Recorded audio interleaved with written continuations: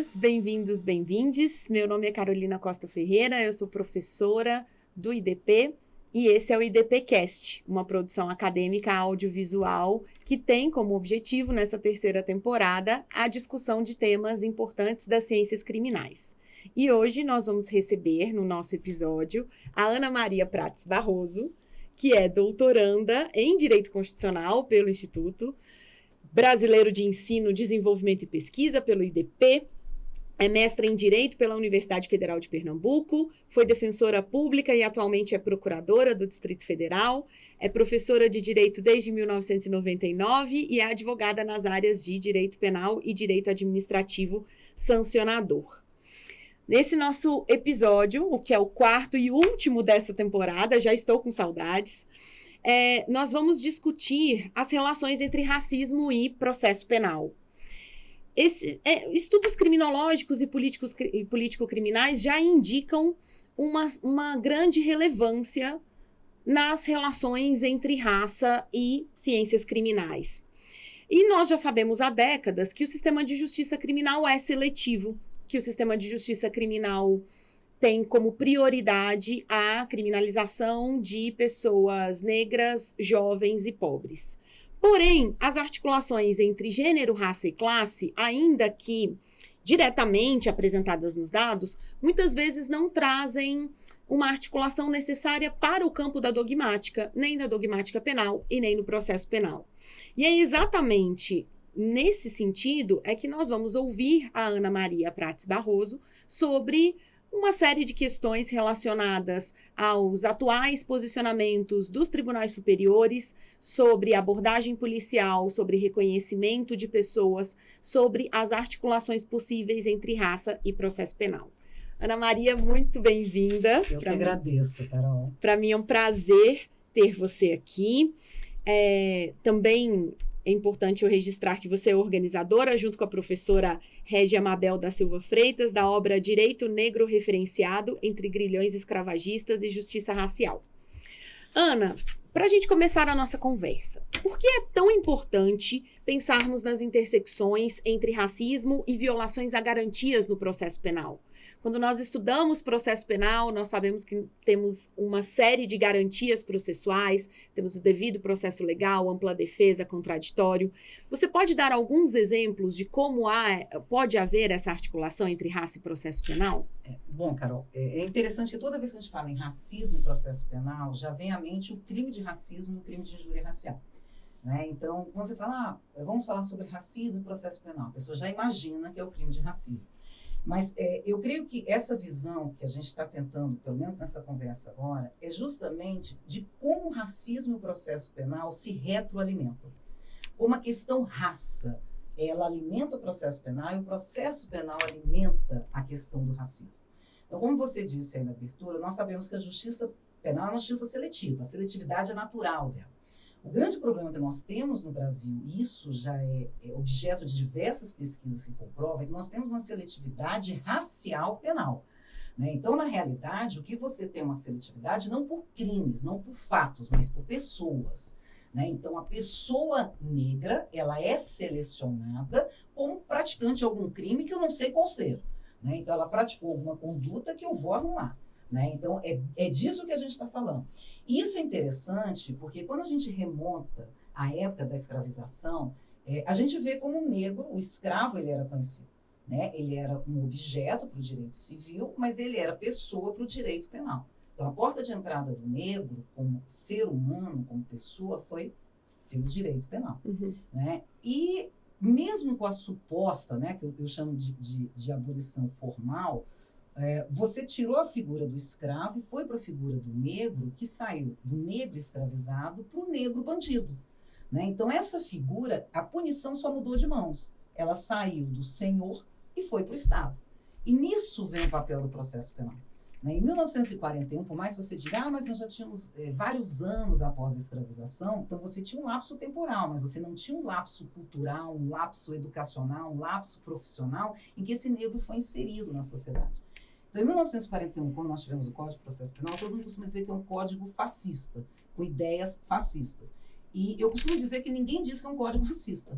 né? E esse código com ideias fascistas, no mito da raça ariana, ele encaixou perfeitamente na hierarquia racial que nós tínhamos no Brasil. E ele, na realidade, se tornou um código racista, né? Ele justamente já vinha de um mito de uma raça melhor e veio justamente para punir uma raça que sempre se considerou uma raça pior, que era a figura do negro. Ou seja, o Código de Processo Penal alimentou, ele preencheu uma lacuna que já era muito alimentada pelas legislações anteriores, até pelas ordenações filipinas, pelo nosso sistema processual anterior ao Código de Processo Penal. Nós já tínhamos essa perspectiva racista, né? É aquilo que eu disse, a punição precisa do racismo, o racismo precisa da punição. Né? Eles se retroalimentam, né? Eles, na realidade, um depende do outro, porque o negro precisa ser punido, porque ele é o meu inimigo, né? E eu vou punir o negro através do quê? Do processo penal. E o processo penal pune quem? O negro. O negro é punido pelo processo penal. Então, a gente tem uma retroalimentação disso. E por isso que há essa dificuldade em você também conseguir lidar com o processo penal. Porque, por mais que as pesquisas reconheçam, o negro, ele é visto como negro naquela porta de entrada do sistema. Então, quando ele é abordado. No decorrer, ele é esquecido. E depois ele é visto lá no encarceramento. Né? Então, a racialização, o racismo, ele ocorre ali na porta de entrada. Mas depois a raça do negro, ela é esquecida. Né? Então, isso nem é informado no processo muitas vezes, não é? O Marcelo Semer, né, ele fez um trabalho com dezenas de sentenças e ele não conseguiu trabalhar com viés racial porque essa informação ele não tinha nos autos. Então, ele diz isso, eu não consegui trabalhar com viés racial porque eu não tinha essa informação. E hoje há uma dificuldade das pesquisas mesmo, denúncias em sentenças, justamente porque você não tem o viés racial. Ele consta lá na abordagem policial, mas então, ele vai sendo esquecido no decorrer da ação penal. E essa ausência de dados também é projeto, né, Ana? Não, também faz projeto. Parte dessa definição racista também do próprio processo. Também é racismo. O fato de você não enxergar a raça quando vai beneficiar o negro, isso é um racismo. Então, a raça é enxergada apenas quando o negro vai ser punido. Na hora de eu ver garantias, direitos, de como foi essa seleção do negro na porta da entrada, como foi o reconhecimento desse negro também como uma das formas, né, em que ele esteja ali, essa raça é esquecida. Ela é simplesmente ignorada. Então, na realidade, nem chega a ser uma omissão, né? Isso é um agir, né? Exatamente. O agir ali dos atores processuais, em que eles ignoram a raça, eles estão agindo. Porque eles estão confirmando algo que já ocorreu antes. Então, piadinha dogmática é comissivo por omissão, né, seria Ana? Isso mesmo. Você dizer, há uma omissão.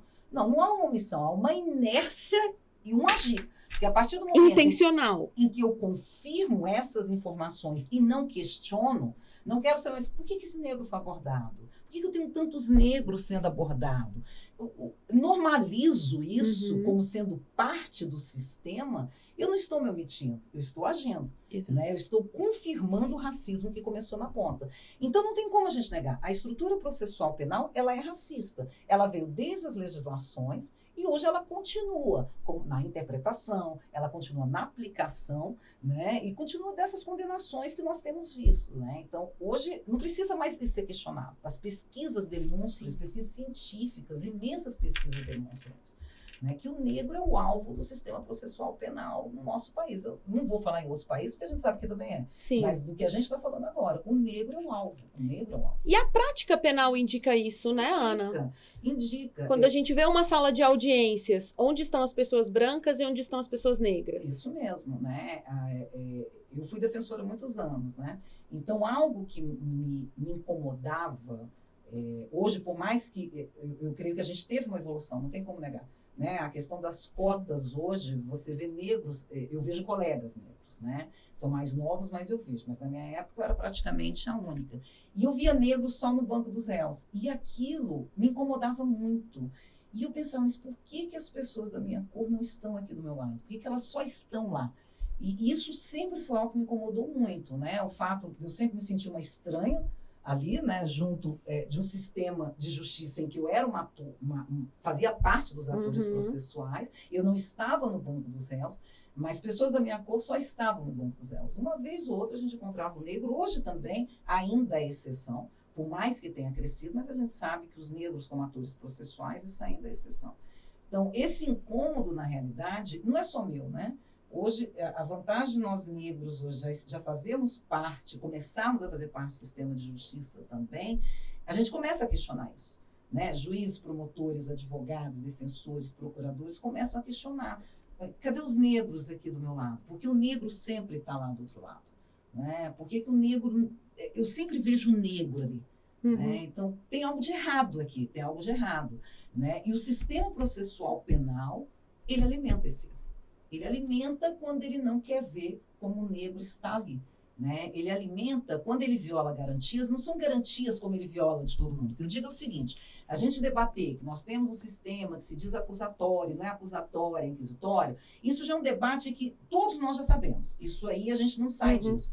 Mas a minha pergunta é, como eu equalizo isso? Como eu vou para a indiscriminação do negro? Sabe? Como eu retiro isso? Que eu sei que a gente precisa de ter mais garantias, a gente precisa do contraditório devido ao processo legal, isso todo mundo sabe. Tudo bem, a nossa Constituição já indica isso. E nós sabemos como o processo penal, ele encontra meios para esse subterfúgio.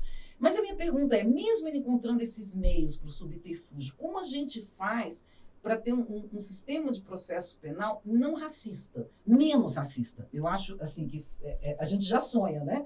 Menos racista, não racista, quem sabe antirracista. Antirracista eu acho meio difícil porque o direito penal, ele, né, a punição com racismo... A punição, ela se alimenta do racismo, como você mesma diz. Mas pelo menos racista e não racista, né? Que a gente não vê essas aberrações que a gente tem visto, né? Que isso dói. Ainda mais a gente que é negro, cada vez que você vê uma prisão indevida, um reconhecimento indevido, você se assusta com isso.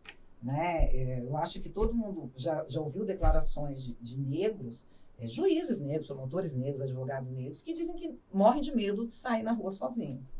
Né? Que eles veem polícia, eles param. E isso é algo que a gente negro tem. Né? Toda vez que eu vejo polícia, eu me assusto. Né? Por quê? Porque isso vem de toda uma projeção do racismo desde quando eu era jovem. Né? Então, eu não sei quem comentou esses dias, eu falei, gente, eu saio de casa, sou parada em blitz. Aí alguém falou, mas eu nunca fui parada. Eu falei, não, eu sou a rainha da blitz. Então, andar comigo, você sabe que você vai parar na blitz. E toda vez que eu sou parada, eu tenho a imagem de que ali vai acontecer alguma coisa. Né? Eu não devia estar naquele lugar, o meu carro, e eu estou errada. Então, na realidade, isso é uma projeção do sistema que a gente vive. Sim. Né? Porque o negro é o alvo. Né? Ele é o alvo. Independente, ele é o alvo pela cor e não pela conduta. Né? E isso é completamente o oposto do que nós esperamos de um direito penal, de um processo penal. Permeado de garantias. Nós ensinamos na sala de aula, né, Ana, que o direito penal não pode ser o direito penal do autor, e sim o direito penal do fato, mas a nossa prática indica, infelizmente, exatamente o oposto. Ana, é possível dizer que na nossa legislação nós temos, especialmente na legislação processual penal, nós temos lacunas que favorecem o racismo? Como a história do processo penal se articula com a própria história do Brasil? É possível. Eu acho que além de lacunas, sabe, Carol? Eu também me questiono muito em legislações. A gente fala muito em lei, né? E a gente teve uma enxurrada de leis de um tempo para cá, né? E a gente se pergunta o que isso resolveu. A professora Isis Conceição, se não me engano, foi a tese de doutorado dela. Ela fala da questão das medidas alternativas e da manutenção do racismo. Sim. Então, surgiram as medidas alternativas, mas os negros não se aproveitaram disso. Né? Continuaram os brancos sendo os favorecidos nas medidas alternativas. Né? Então, você teve uma lei que, dentro de, hipoteticamente, iria favorecer uma população, né, a clientela do sistema penal como um todo, mas ela favoreceu os brancos, não os negros. As audiências de custódia mesmo é um exemplo disso. Você vê isso como exemplo. Sim. Por mais que eu vi uma pesquisa no CNJ esses dias dizendo que havia tido uma diminuição de 10% de encarceramento. Só que isso não refletiu na população negra. isso não refletiu na população, ou seja, não foi proporcional à população carcerária negra. Então, eu creio que o racismo e o processo penal, eles encontram sempre subterfúgios, né? O processo penal, por mais que você fale em garantias, em princípios, ele sempre encontra meios de trabalhar na ilegalidade também, né? Da Maria Goretti, naquela pesquisa, que é uma pesquisa fenomenal, ela diz isso, né? O que está nos autos, o que está no mundo, Sim. ela traz isso, muita diferença dessa informalidade do direito. Sim. Gente, essa é uma pesquisa da Maria Goretti Marques de Jesus, sobre tráfico de drogas e audiências de custódia. Se chama O que está nos autos não está no mundo. A criminalização do tráfico de drogas. É uma pesquisa espetacular, assim. Ela foi parando para várias outras pesquisas depois. Sim. E isso foi constatado no livro do Valois, no Marcelo Semer, todos eles e diversas outras pesquisas. Todos eles constataram que a realidade do processo penal no mundo, ela é completamente diferente dos autos. Então, essa é a forma do processo penal trabalhar na ilegalidade, né? Então, esse limite entre formal, não formal, legal, não legal, o racismo também tem. Porque o racismo ele encontra diversas formas de atuar, né?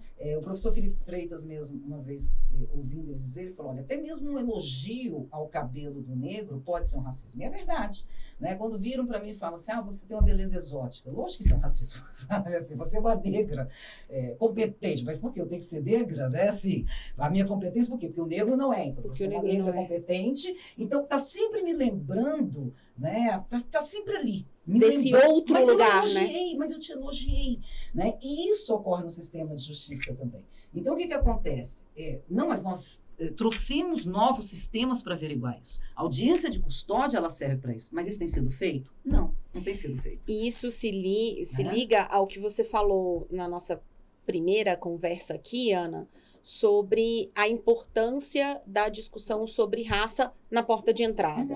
Então, nas audiências de custódia, inclusive a gente tem, né, nosso primeiro episódio do podcast sobre audiências de custódia com a professora Lorena, nós temos um trabalho do Conselho Nacional de Justiça em tentar encontrar a raça das pessoas custodiadas, das pessoas presas em flagrante, no momento da audiência de custódia.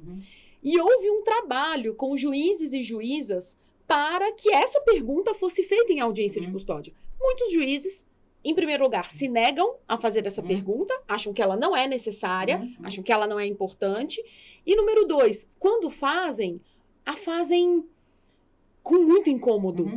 Com um incômodo enorme, porque eles vão ver ali a resposta, né? Eu sou uma pessoa negra e eu estou aqui, você, juíza branca, está ali em outra posição, em uma posição completamente diferente. Não, e nessa orientação do CNJ, eles reconhecem o perfilhamento racial que comanda, né? Eles reconhecem isso de uma forma bem interessante. Por isso que eu me pergunto, essa normatização, ela existe, né? E só que nós temos também, Carol, de parar de ter o incômodo de falar da raça. Exato. Porque nós só vamos parar com a diferenciação da raça, parece paradoxal, né? Mas nós só vamos parar mesmo de diferenciar raças se a gente for debater raça. Se a gente nomear a raça, não é? Isso mesmo. E isso é interessante porque esse debate teve na época das ações afirmativas, né, em que vários, inclusive ativistas do movimento negro, ficaram com muito receio de que essa raça, ao ser trazida por debate, isso aumentaria a discriminação racial. Pode até ser. Mas hoje nós estamos colhendo vários frutos das cotas, né? Mesmo em todas as resistências, nós temos visto os médicos negros, advogados negros, dentistas negros, engenheiros negros, coisa que não se via antigamente, né? Coisa que realmente a gente não viu. Você tinha uma exceção ou outra. Hoje, eles ainda são exceção, mas são um pouquinho mais, né? Eles já aumentaram um pouquinho na escala. E há um senso de coletividade. Senso de coletividade. Então, na realidade, você tem que debater raça. Eu concordo que o racismo, ele está sempre procurando limites. Seus espaços, né? Sempre procurando. Ele vai estar sempre ali, naquela fronteira, para que quando tiver uma oportunidade ele possa entrar. Mas mesmo assim, a gente tem que achar alternativas, mesmo que sejam provisórias. O racismo entrou nessa alternativa, vamos para outra. Ele entrou nessa, vamos para outra. Porque senão a gente não vai sair disso. E o discurso, a denúncia, né, que é o que a gente diz, as pesquisas, elas constatam isso direto. Aí o que é importante fazer? Eu creio que o que é importante, muitas coisas já estão sendo feitas. A questão de negros no sistema de justiça. Isso é importante, porque a visão do negro, né, é diferente, né? Eu tenho a visão de quem passa pelo racismo. E não tem como negar. Um negro nesse país, todo negro passa por racismo. Eu posso não ver, eu posso não sentir. Você, como uma pessoa negra, pode não sentir, pode não nomear, digamos assim, mas sente. Mas sente. Isso é um fato. Né? Tanto que várias pessoas dizem, quando eu me descobri negra, isso é algo muito comum que a gente fala entre a gente, eu me descobri negra no dia tal que eu me dei conta de que tudo que eu estava vivendo era racismo. E foi vindo à mente, né, aquelas situações. Mas todo negro passou por uma situação de racismo, isso não tenha dúvida. Isso a gente vê relatos de negros, inclusive situação financeira boa. Então, eu creio que muita coisa já está sendo feita, que é o fato de ter que impor o negro como um ator processual, que é uma imposição. Então, você vai ter que engolir a gente nesse sistema. Né? O fato dos diversos cursos que têm sido feitos, não só o CNJ realmente tem trabalhado com isso, com uma questão de conscientização. A Escola Nacional de Formação e Aperfeiçoamento de Magistrados, né? A Infam também tem feito muitas ações nesse sentido. Não é só isso, o próprio TSE, agora com as comissões. Não é só isso. Concurso tem começado a falar de direito antidiscriminatório, ninguém falava disso. Tem falado da chamada teoria crítica da raça, que está começando a vir o debate dela para o Brasil, que é uma teoria que surgiu nos Estados Unidos, por mais que a gente não fale numa questão de se encampar uma teoria sem que ela se adeque ao sistema, esse debate é importante. Né? Uma teoria que surgiu nos Estados Unidos e tem começado a ser debatida aqui. A professora Tula mesmo já tem um trabalho sobre isso, né? Já tem artigo sobre isso. O professor Marcos Vinícius, inclusive, o primeiro livro de teoria crítica da raça foi traduzido agora. Se eu não me engano, professor Adilson e professor Silvio, eu não me lembro quem foi a tradução, mas um deles eu acho que fez o prefácio, um deles ajudou na tradução, acho que foi o professor Adilson. E esse debate, ele começa a ser importante. Né? Ele começa a ser importante um podcast desse, em que você dá a oportunidade de a gente falar da intersecção de raça e processo penal, não apenas das denúncias, né? Em que a gente abre uma oportunidade para dizer, olha, você tem que, no teu processo como juiz, você como promotor, você tem que ver a raça. Você tem que ver a discriminação. Você, como promotor, antes de oferecer uma denúncia, você precisa analisar isso. Você, como juiz, antes de decretar uma prisão, antes de uma audiência de custódia, você tem a obrigação de ver isso. Então, não basta a gente utilizar a desculpa do racismo estrutural. Porque o racismo estrutural ele é muito bom, mas ele virou uma desculpa. Então, eu não sou racista, é o sistema. É o sistema. Não. Virou um discurso quase de invisibilidade, né? Um discurso vazio. Porque eu não sou racista. Meu papel, eu nunca fui racista. A né? estrutura é que é. É o sistema que é racista. Mas se eu estou no sistema, eu sou racista. Exatamente. Né? Se eu estou no sistema... Se eu alimento esse sistema... Se eu não faço nada com o meu olhar, se eu não uso o que o direito me dá de instrumento para que aquele preso não seja preso, para que aquele negro não seja preso, para que aquele reconhecimento falho, sabe, ele não seja anulado, para que eu fale em irregularidade de reconhecimento, né? Que a gente sabe que isso agora tem mudado na jurisprudência.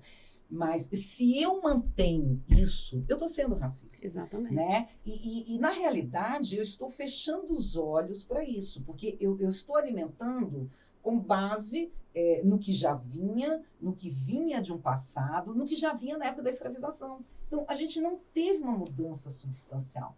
Né? A única diferença é que você retirou o escravo e colocou o negro dentro do sistema, o chamado negro livre, o chamado negro liberto.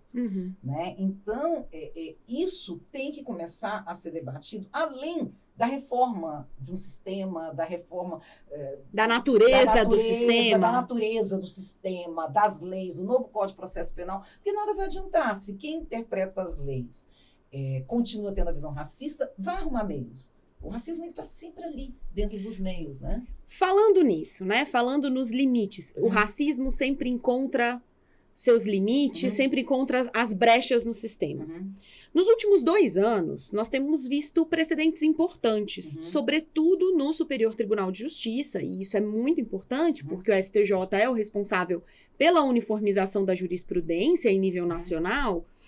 em que há definição de protocolos ou orientações, tanto às polícias, aos ministérios públicos, ao Poder Judiciário, a respeito de um uso não racista do sistema penal, do processo penal.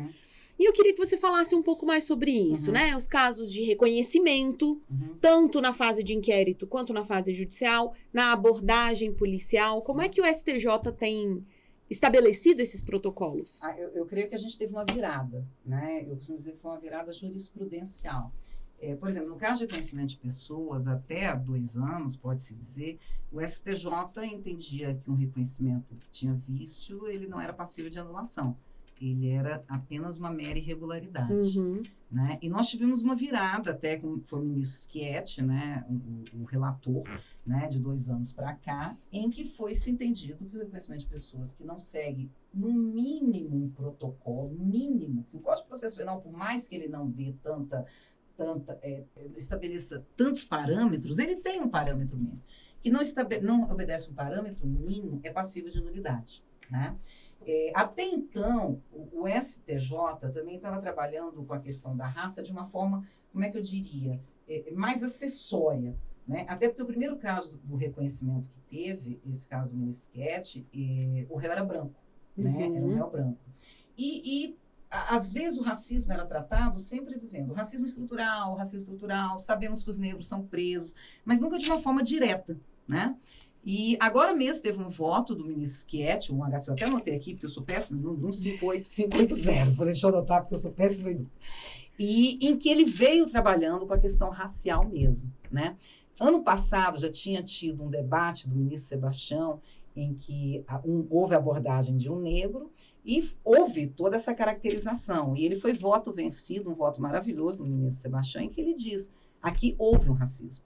Né? Ele acabou sendo voto vencido. Mas o debate veio agora, nesse HC 158580, em que a questão da raça na abordagem ela ficou muito clara, tanto que foi-se anulada a abordagem policial.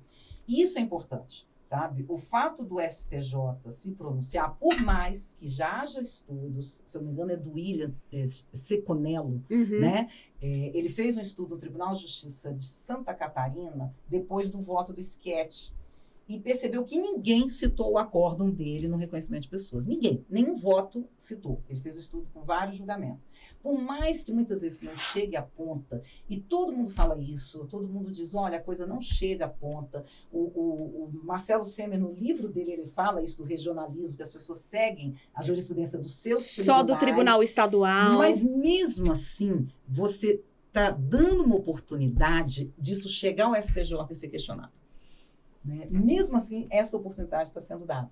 Então, por mais que ainda seja algo que não está refletindo e vai demorar a refletir ali embaixo, né, que é onde o negro é preso, que até chegar lá, esse negro já ficou preso não sei quantos anos e já teve toda uma destruição de vida, mas pelo menos isso está acontecendo. Sim. Né? Se isso é suficiente, lógico que não, mas isso é o início. E não dá para a gente negar que isso já é uma conquista. Isso é uma movimentação muito importante, recente, não é? E não é só isso, Carol. Todo mundo já começa... Você vê que os doutrinadores agora estão se incomodando e estão debatendo isso.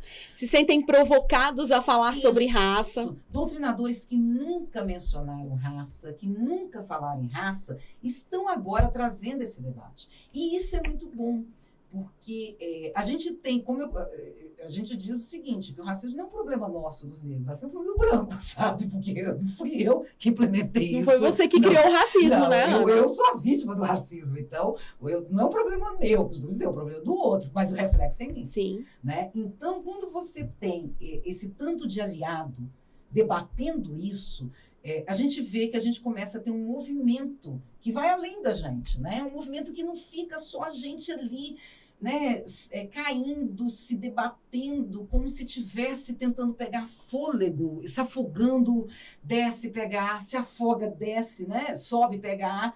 Então, isso é importante. É importante que a doutrina comece a debater isso. É importante que a doutrina nomeie isso. Ela não diga apenas sistema penal seletivo. Não, sistema racialmente seletivo. Ou clientela do sistema penal. Não, que é uma crítica que a gente sempre faz às ciências criminais como um todo, a criminologia, a política criminal, a dogmática, de sempre olhar para as diferenças com viés de classe.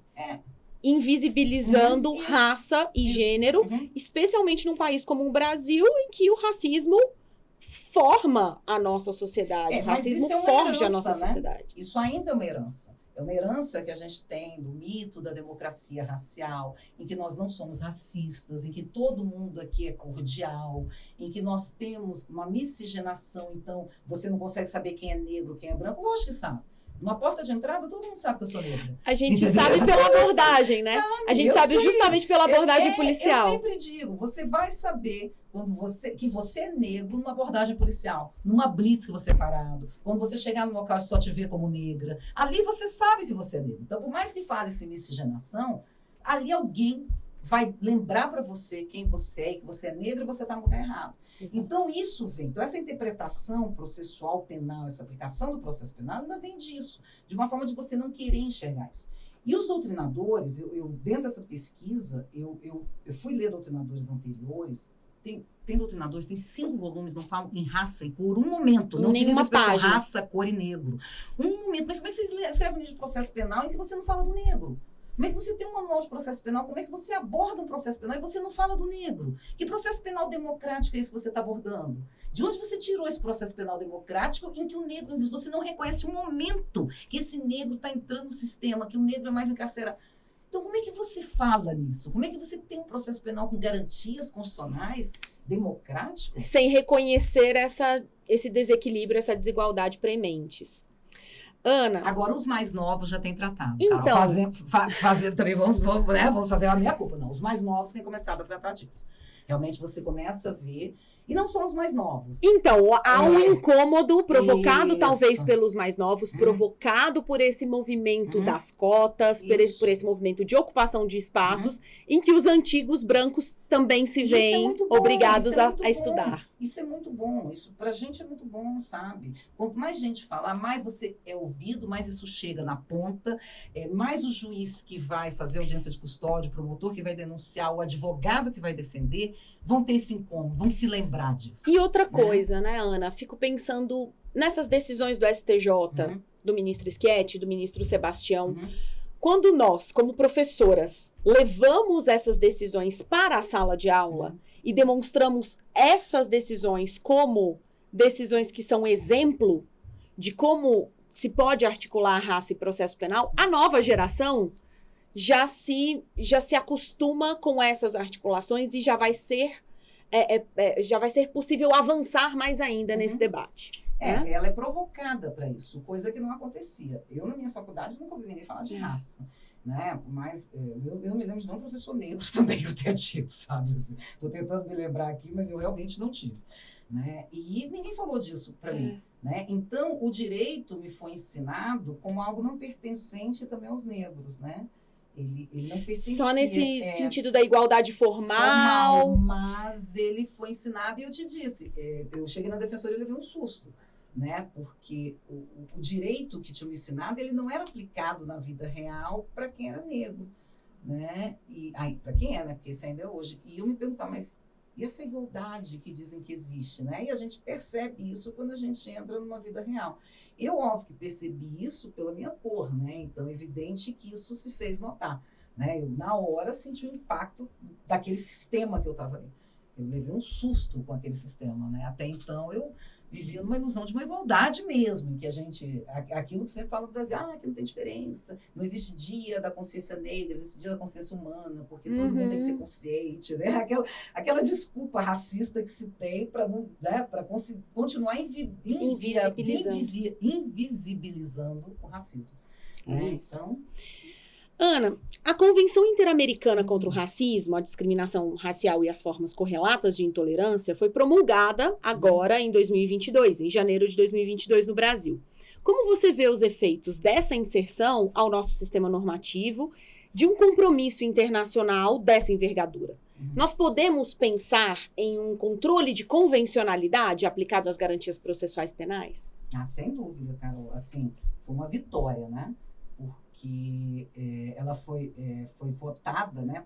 Ela foi aprovada ano passado e ficamos nessa angústia de esperar a promulgação dela, que foi agora, janeiro, fevereiro Sim. desse ano, né? E o que é interessante é que não tem se falado muito disso, né? Mas lembra que esse controle de convencionalidade e de constitucionalidade ele também é feito lá na ponta, né? Então, o magistrado lá na ponta, ele tem o dever, não é que ele pode, ele tem o dever de fazer esse controle. E não é um controle só legislativo, né? Não é um controle das leis, é um controle, aqui, no nosso caso, de fato. Judicial. Então, a inserção desses fatos no sistema em que você tem a subsunção, a criminalização secundária dentro disso, é obrigação dele fazer esse controle. Exatamente. Né? Ele tem essa obrigação não só do controle de constitucionalidade, mas do controle de convencionalidade também. Isso não é, eu acho, se não me engano, é a 4ª ou 5ª convenção que trabalha com a questão de direitos humanos, mas essa veio muito especificada da obrigação. Exato. Né? Veio muito, ela fala em controle que o Estado tem que ter de situações que geram racismo ou que permeiam essa prática racista. E nada melhor que o sistema de justiça penal para a gente dizer que é um sistema racista. Né? Eu costumo dizer, se hoje a gente vai dizer que existe um sistema racista, é o sistema de justiça penal. Assim, você pode até dizer que o sistema educacional não seja, que o de saúde... Mas, gente, o sistema de justiça é um sistema racista. E o penal, ele consegue sobressair sobre todos, né? Sobre o civil, trabalhista, sobre todos. Então, e aí, nesse caso, a gente tem... a gente tem a possibilidade de juntar essas pontas, né?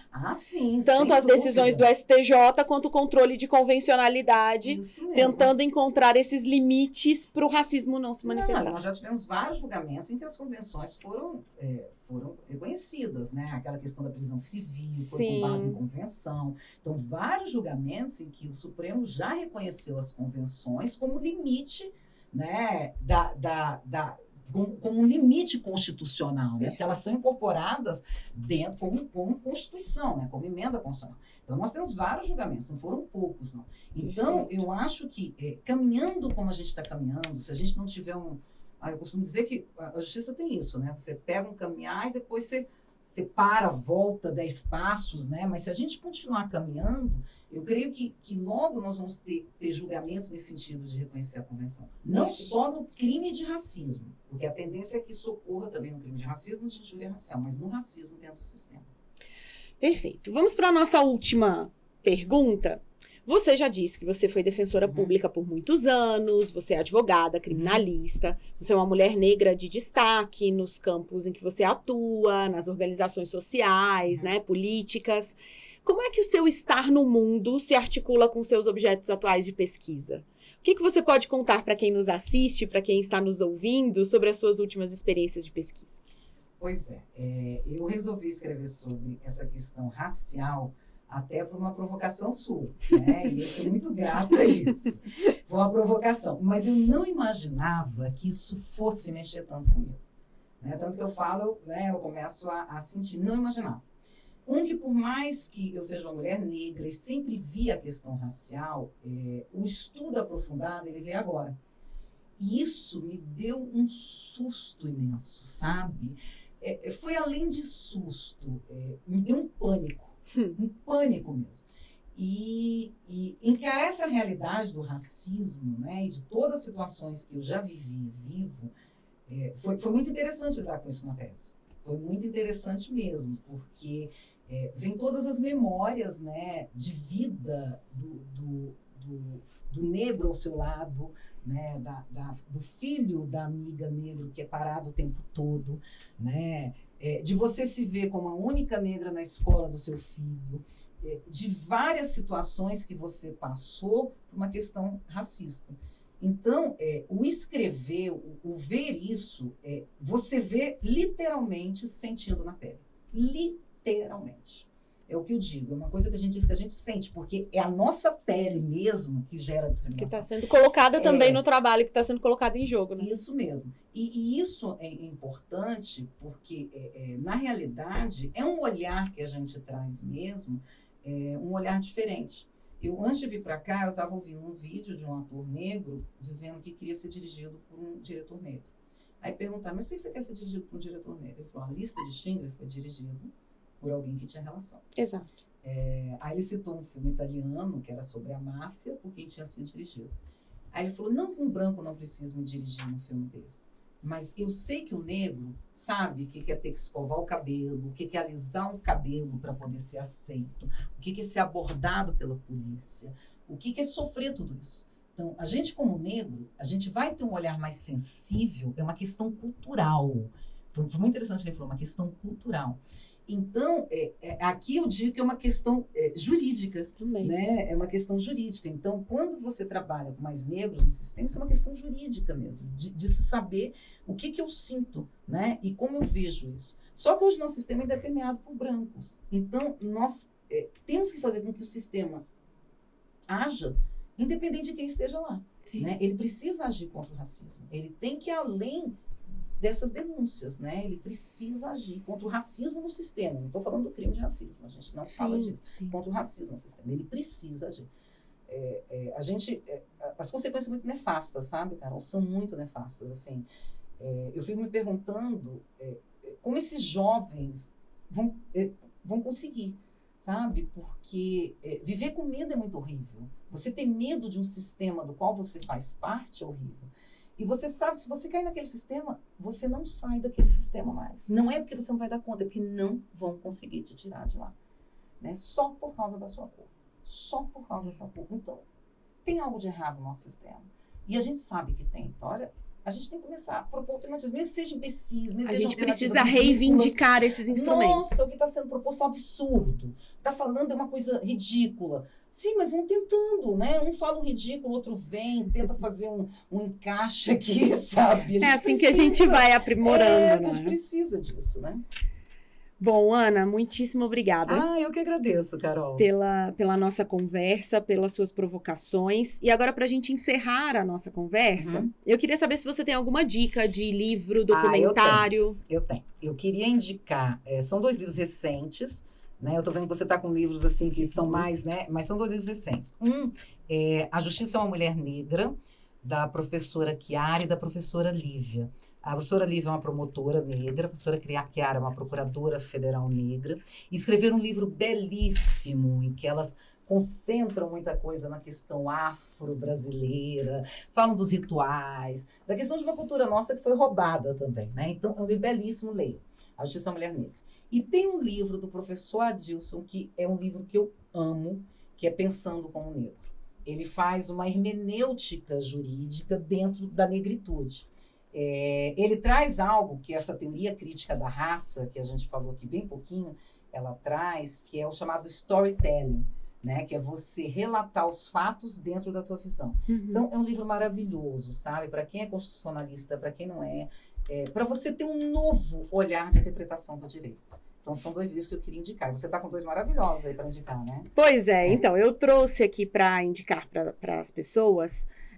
Eu vou começar por esse, que é talvez um dos primeiros livros sobre a articulação entre direito e relações raciais. Justamente se chama Direito e Relações Raciais, uma introdução crítica ao racismo, da professora Dora Lúcia de Lima Bertulho. Trata-se da dissertação de mestrado dela, defendida na Universidade Federal de Santa Catarina, em 1988, antes da Lei 7.716, de 1989.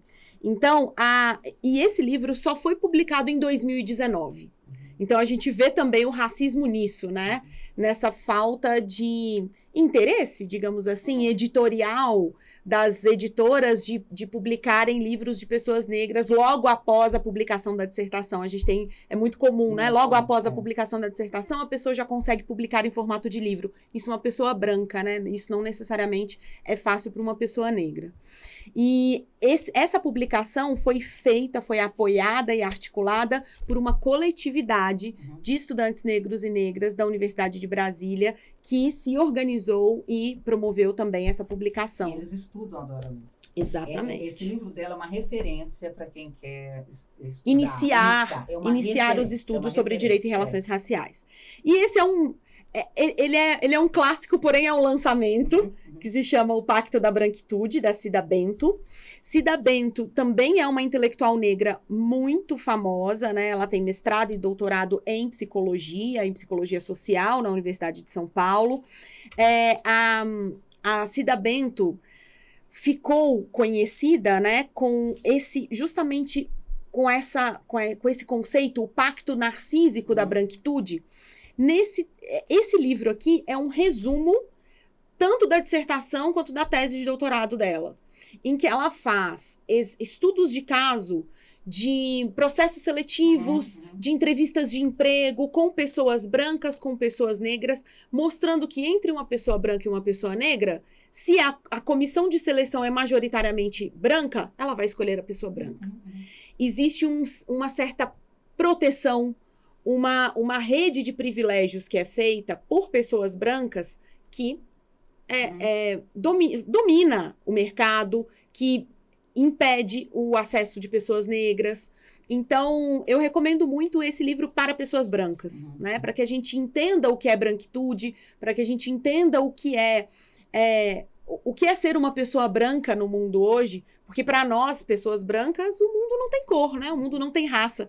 E é exatamente o oposto, né? Nós precisamos racializar o nosso pensamento para entender qual é o nosso papel de privilégio nesse sistema e como é que nós podemos pensar no direito, na Constituição, no sistema de justiça como um todo, como instrumento de realização da justiça. Porque senão, por que nós estamos, né, no sistema de justiça se não for para fazê-lo mais igual? Então, muitíssimo obrigada, Ana. Carol, eu que agradeço. É maravilhoso poder falar sobre esse tema. Falar com você é maravilhoso também, sabe? E eu agradeço, a todos, todas e todos que estão nos ouvindo, para a gente, pelo menos, deixar um pedacinho, né, sobre esse debate de raça e processo penal, que é tão essencial no sistema de justiça democrático, né? O dito democrático. Eu queria agradecer a todas, todos, todes por esses 4 episódios que nós gravamos do IDPcast. Eu tenho aprendido uma coisa com a professora Débora Diniz, que é muito importante que nas nossas trajetórias nós possamos produzir memória, e acho que o podcast é uma produção da memória acadêmica, da memória institucional do IDP. Então, o nosso objetivo com esses 4 episódios foi trazer 4 mulheres maravilhosas que fazem pesquisas maravilhosas sobre temas tão importantes no campo das ciências criminais. Então, obrigada pela companhia de vocês e até a próxima. Obrigada a todas, todos, todes por assistirem a esse episódio. Peço que curtam o canal do IDP Online, compartilhem o nosso vídeo e assistam aos próximos episódios. Até lá!